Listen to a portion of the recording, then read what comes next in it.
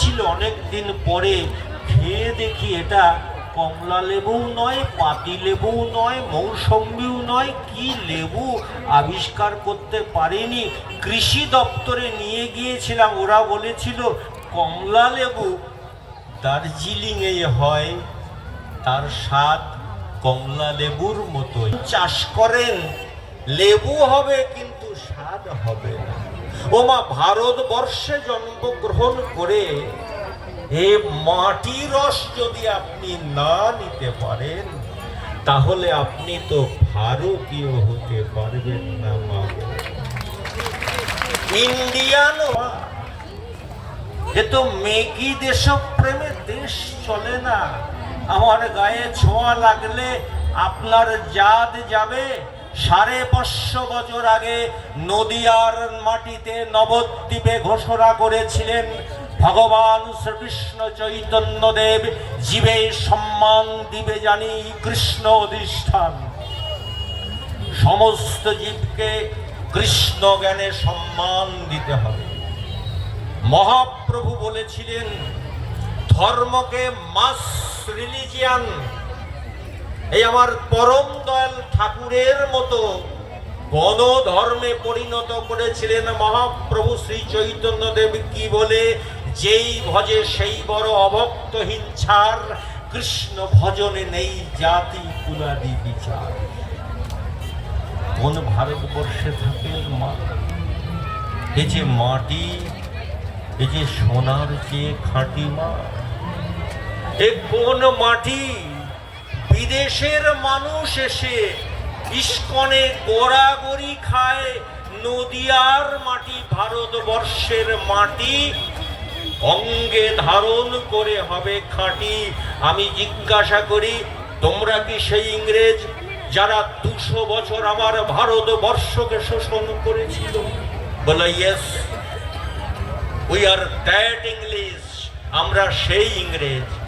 আমি 200 বছর সমস্ত সম্পদ লুট করেছেন আপনারা, আবার কেন দলে দলে ভারতবর্ষে আসছেন? বলল সেবার ডাকাতি করেছিলাম, ভারতবর্ষের টাকা সোনা দানা সব নিয়ে গিয়েছিলাম। নিয়ে গিয়ে আমরা সমগ্র আমেরিকার মানুষ রাতে শোয়ার সময় ঘুমের বড়ি খেয়ে ঘুমোই। আর যে দেশ থেকে আমরা সম্পদ চুরি করে আনলাম, সেই ভারতবর্ষ ঘুমের বড়ি খেয়ে ঘুমায় না, নিশ্চিন্তে ঘুমিয়ে আছে। আমরা স্বাধীনতার 76 বছর পরে গবেষণা করে দেখেছি, সর্বস্ব হারিয়ে ভারতবর্ষ কি করে নিরুদ্বিগ্ন অবস্থায় আছে গবেষণা করেছি। ভারতবর্ষ যেসব সম্পদ ঝাঁটা দিয়ে জঞ্জাল রূপে ওই ডাস্টবিনে ফেলেছিল, সোনা দানা টাকা পয়সা বাড়ি গাড়ি সমস্ত কিছু ভারতবর্ষের কাছে ওই ডাস্টবিনের আবর্জনা। আমরা সেই আবর্জনাগুলো নিয়ে আমাদের বুকের যন্ত্রণাকে বাড়িয়েছি। কিন্তু ভারতবর্ষ যে জন্য আজও নিশ্চিন্তে ঘুমোতে পারে, সর্বস্ব হারিয়ে চুপ দেখতে পারে, সেই গীতার একটা পাতা আমরা আনতে পারিনি। তাই ভারতবাসীর কাছে আমরা ভিক্ষা চাইছি, আমাদের একটা গীতার পাঠশালায় আপনারা দেখবেন গীতা পড়ানো হচ্ছে। গীতায় কি আছে সে কথা আমার পরম দয়াল ঠাকুর বলে গিয়েছেন, আপনাদেরও বলেছেন, আপনারাও শুনেছেন। কি আছে গীতা মা? আপনার ছেলেদের ধর্মগ্রন্থের নাম গীতা লিখে আপনার ছেলে পরীক্ষায় স্টার পেয়ে গেল। মুসলমানদের ধর্মগ্রন্থ কোরআন লিখে আপনার মেয়ে প্রথম হয়ে গেল। খ্রিস্টানদের ধর্মগ্রন্থ বাইবেল লিখে ভুল উত্তর লিখে আপনার ছেলে আপনার মেয়ে পরীক্ষায় প্রথম হয়ে গেল। মা, এগুলো কখনো উত্তর হয় না। গীতা কি বলি আপনাদের বলি, আমরা যারা বসে আছি, এ জীবন চক্রবর্তী, আমার মকবুল দাতা, আমার ঋত্বিক দাদা যারা বসে আছেন, মা আমি বক্তৃতা করছি, আমরা প্রত্যেকেই রোগী, পেশেন্ট, ভবরোগী। মা আমাদের ভবরোগ আছে মা। আমি বক্তৃতা করছি, সঞ্চালক দেখছেন ওনাকে 20 মিনিট টাইম দেয়া হয়েছে। আমিও দেখছি 20 মিনিটে বক্তৃতা সমাপ্ত করব।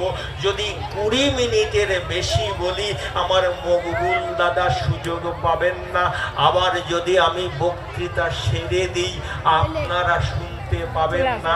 এটা হচ্ছে দ্বন্দ্বময় জগৎ। লাগলে মারামারি হয়, এক আঙুল জমির জন্য আদালতে কেস চলে মা, এগুলো সব ভবরোগ।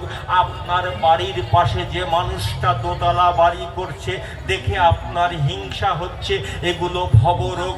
ভগবান শ্রীকৃষ্ণ গীতার 18টি অধ্যায়ে 18খানি অ্যান্টিবায়োটিক দিয়েছেন মানব জাতির জন্য, শুধু হিন্দুর জন্য নয়। বলেছে ওগো মানব জাতি, তোমাদের জন্য অ্যান্টিবায়োটিক দিয়ে গেলাম। এই 18খানি অ্যান্টিবায়োটিক যদি আপনি গ্রহণ করেন আপনার রোগ সেরে যাবে।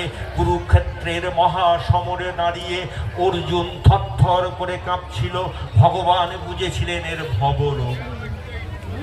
আমি যদি 10টার সময় নবদ্বীপে না পৌঁছতে পারি আমার মেয়ে আমার ছেলে উদ্বিগ্ন হবে, বাবা কেন আসছে না, বাবার গাড়িটা কি অ্যাক্সিডেন্ট করলো। এটা ভবরোগ। আপনার ছেলে 4:30 পরে স্কুল থেকে যখন ফিরছে না দেখছেন উদ্বিগ্ন হয়ে যাচ্ছেন, এটা ভবরোগ। মা ভবরোগের ওষুধ দিয়েছেন ভগবান শ্রীকৃষ্ণ গীতায়।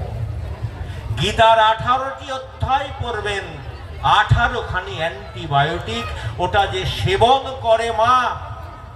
প্রথম অ্যান্টিবায়োটিকটার নাম বিষাদ যোগ। এটাই আমাদের রোগ। আমার ছেলে কেন বাড়ি আসছে না, এ চিন্তা রোগ।